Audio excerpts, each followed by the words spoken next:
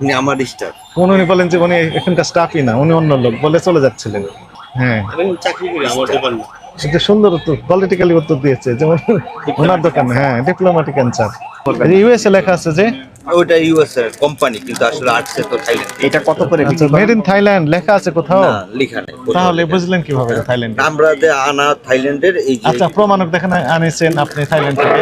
Party থেকে মাল কোন পার্টি থেকে নিয়েছেন সেই পার্টির তথ্য দেন। পার্টি যেমন এখানে লাগেজ পার্টি, একটা আলাদা নতুন পার্টির নাম আমরা শুনছি, লাগেজ পার্টি। এখানে কি লেখা আছে? কি লেখা আছে?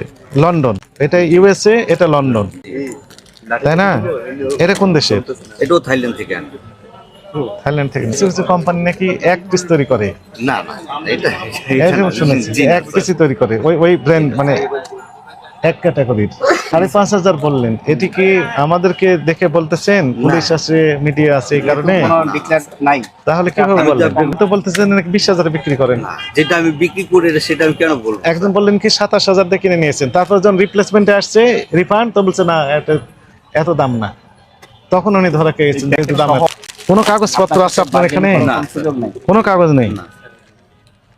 কাগজ ছাড়া পেপারলেস কিভাবে বিজনেস করেন? কি করে দেন? আপনি যদি নিজে ইম্পোর্টার হন, আপনার নাম ঠিকানা থাকবে। এই যে এখানে দেখা যাচ্ছে ভাই বাদ। জি এই যে ভাষা আমরা বুঝবো না, জি না। ভোক্তারা বোঝার কোনো সুযোগ নেই। এটা তো সেটাও লেখা নাই, এটা তো কিছুই লেখা নেই। আছে আমেরিকারও শার্ট আছে, ইংল্যান্ডেরও শার্ট আছে। এখন আপনি ইচ্ছে মতো দাম হাঁকে বসে থাকবেন, যেহেতু এমআরপিও লেখা নেই, ইম্পোর্টারের নাম নেই এবং এমআরপিও লেখা নেই। তো আর এই শোনেন, আমি যদি এটা থাইল্যান্ডে গিয়ে থাইল্যান্ডের দোকান থেকে কিনি, তাহলে কোনো প্রশ্ন করবো না। ঠিক আছে, আমি এখন বাংলাদেশে পল্টনে দাঁড়িয়ে কথা বলছি। এখানে এমআরপি থাকতে হবে বাংলাদেশে, এবং যে ভদ্রলোক ইম্পোর্ট করে এনেছেন তার তথ্য থাকতে হবে। বুঝতে পেরেছেন? এখানে আরবি লেখা, থাইল্যান্ডের লেখা, ইংলিশের লেখা, এগুলো গ্রহণযোগ্য নাই।